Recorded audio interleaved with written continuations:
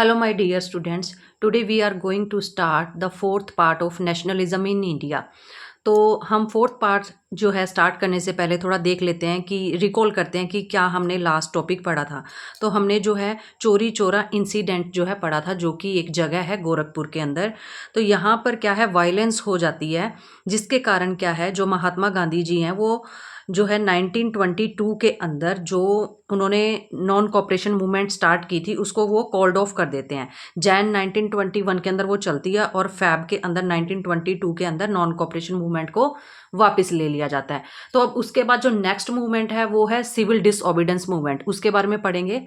तो यहाँ पर जो है इस टॉपिक में आपको बताया गया है कि जो सत्याग्रहीज थे, ठीक है, अब महात्मा गांधी को ये फील हुआ कि इनको क्या है, हमको और ज़्यादा ट्रेंड करना पड़ेगा, ये कहीं ना कहीं वायलेंस हो जाती है, पहले मूवमेंट स्टार्ट करते हैं फिर कॉल्ड ऑफ कर लेते हैं, फिर स्टार्ट करते हैं फिर कॉल्ड ऑफ हो जाती है।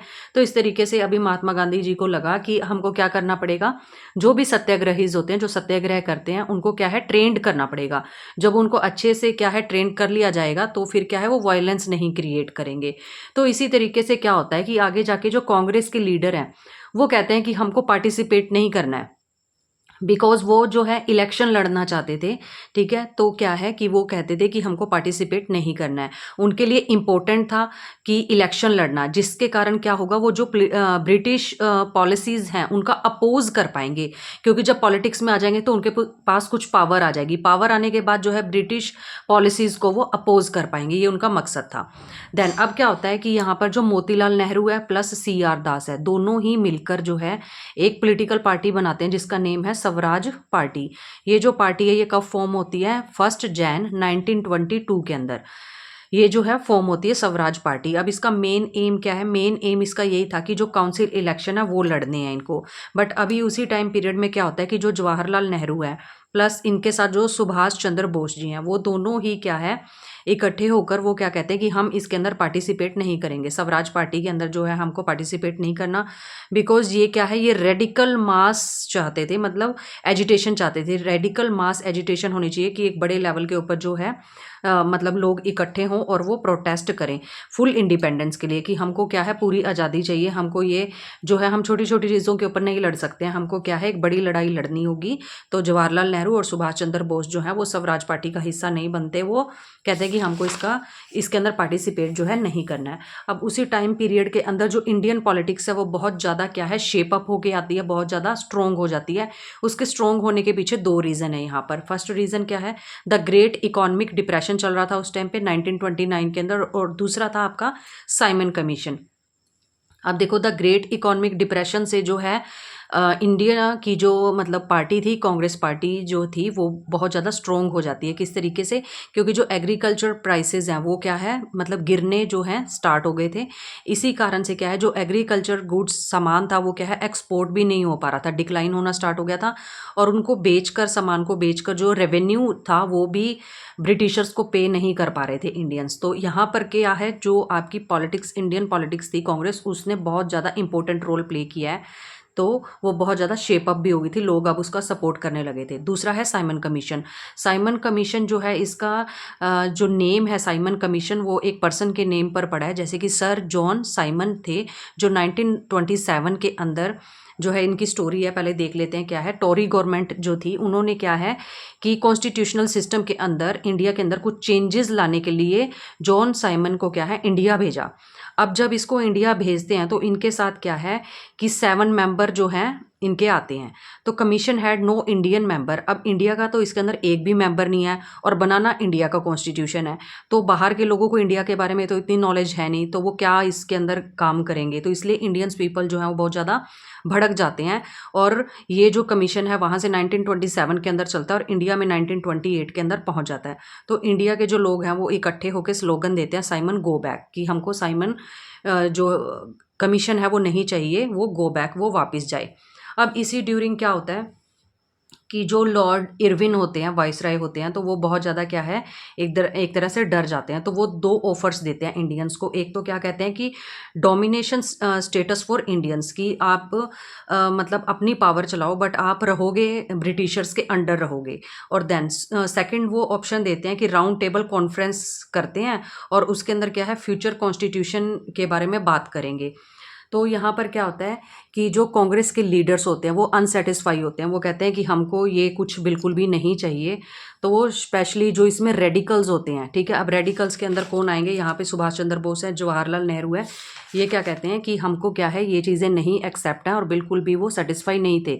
तो अब यहाँ पर क्या होता है, एक लाहौर सेशन जो है दिसंबर 1929 के अंदर बैठता है। अब इस सेशन के अंदर जो जवाहरलाल नेहरू जी होते हैं वो डिक्लेयर कर देते हैं कि हमको पूर्ण स्वराज चाहिए, कि पूर्ण तौर पे हमको इंडिपेंडेंस चाहिए, हमको जो है मतलब ये डोमिनेशन वाला जो सिस्टम है या राउंड टेबल कॉन्फ्रेंस आप कह रहे हो, ऐसा कुछ भी हमको एक्सेप्टेबल नहीं है।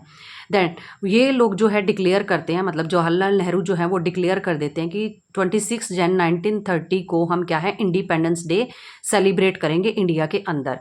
तो ये क्या है, बहुत ही छोटे लेवल के ऊपर सेलिब्रेट किया जाता है, बहुत सारे लोगों तक इसका मैसेज नहीं पहुंचता है, बट ये जो है इस दिन को क्या है फ्लैग होस्ट करते हैं और एक तरह से इंडिपेंडेंस डे जो है सेलिब्रेट करते हैं। देन अब क्या होता है कि जो महात्मा गांधी जी थे उनको लगता है कि हमको कुछ बड़े लेवल के ऊपर जो है मूवमेंट चलानी होगी, तो वो क्या करते हैं कि सॉल्ट मार्च जो है वो निकालते हैं। सॉल्ट मार्च जो है पार्ट था सिविल डिसओबीडेंस मूवमेंट का। अब महात्मा गांधी जी को आइडिया आता है कि we need to be united, हमको क्या है सभी लोगों को इकट्ठा करना होगा, बट इकट्ठा करने के लिए भी कोई सिंबल चाहिए या कुछ कुछ चीज़ चाहिए जिससे क्या है सारे इंडिया को यूनाइट किया जाए। तो आइडिया ऑफ सोल्ट, तो उनको आइडिया आता है कि सोल्ट को हम यूज़ कर सकते हैं इस चीज़ के लिए, मतलब जो हम ये मूवमेंट लड़ने जा रहे हैं उसमें क्या है नमक को हम मेन मुद्दा बना सकते हैं। तो ये पावरफुल सिंबल भी रहेगा पूरे इंडिया को यूनाइट करने के लिए। अब सॉल्ट जो है वो क्या है एक बहुत ज़्यादा ज़रूरी चीज़ भी है, इसको रिच है चाहे पुअर है कोई भी पीपल है वो क्या है इसको कंज्यूम कर रहा है। और क्या है जो ब्रिटिशर्स थे वो हाई टैक्स भी सॉल्ट के ऊपर लगा रहे थे। थर्ड है कि इसके ऊपर सिर्फ गवर्नमेंट ही की मोनोपोली चलती थी कि वो सिर्फ वो ही प्रोड्यूस कर सकते हैं और कोई नमक बना ही नहीं सकता। तो गांधी जी के पास आइडिया था कि मैं इसमें नमक को एज अ सिंबल जो है यूज़ कर सकता हूँ।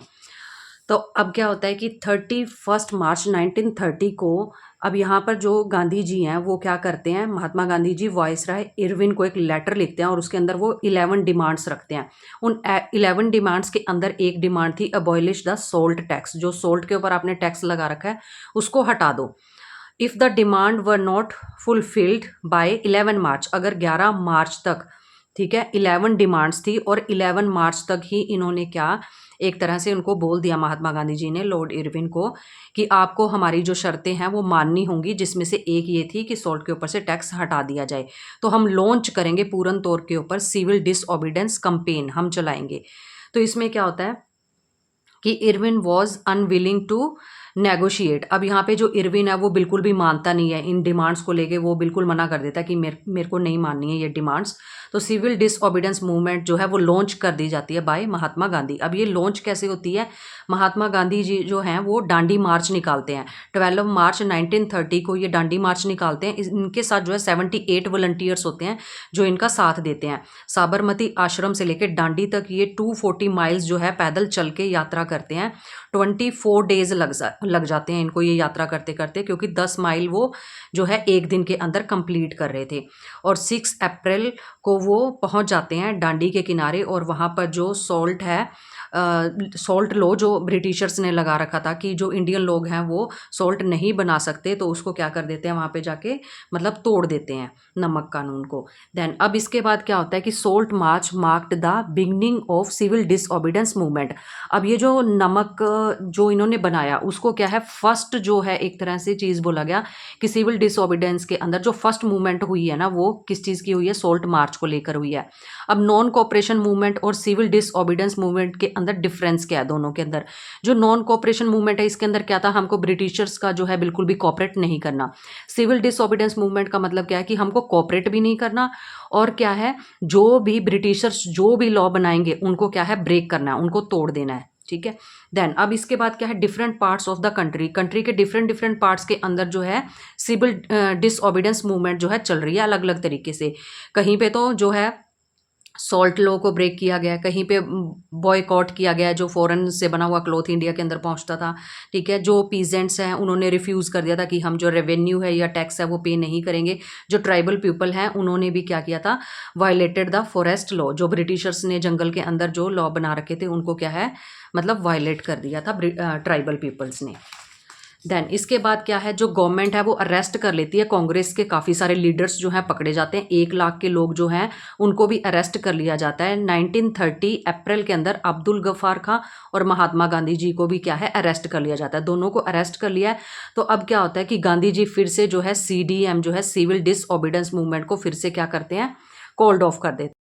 अब देखो 5 मार्च 1931 के अंदर जो है गांधी इरविन पैक्ट को साइन किया जाता है, दोनों ही साइन करते हैं इसको। जो गांधी जी जो हैं वो राउंड टेबल कॉन्फ्रेंस जो है लंदन के अंदर होनी थी उसके अंदर आने के लिए अग्री हो जाते हैं, बट गांधी जी एक शर्त रख देते हैं कि जितने भी मेरे पॉलिटिकल लीडर्स हैं, ठीक है, जितने भी प्रिजनर्स आपने जेल के अंदर डाले हुए हैं उनको सबको रिहा कर दिया जाए, उनको छोड़ दिया जाए।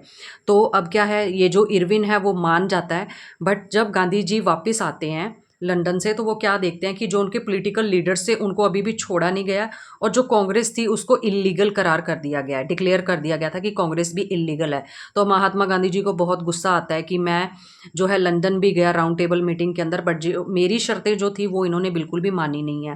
देन उसके बाद क्या होता है कि महात्मा गांधी को गुस्सा आता है और वो फिर से क्या है सिविल डिसओबीडेंस मूवमेंट को रीलॉन्च कर देते हैं। तो मिलते हैं नेक्स्ट पार्ट के अंदर। अगर आपको चैप्टर समझ में आ रहा है तो दूसरे बच्चों के साथ भी प्लीज़ शेयर कीजिए। Thank you so much for watching.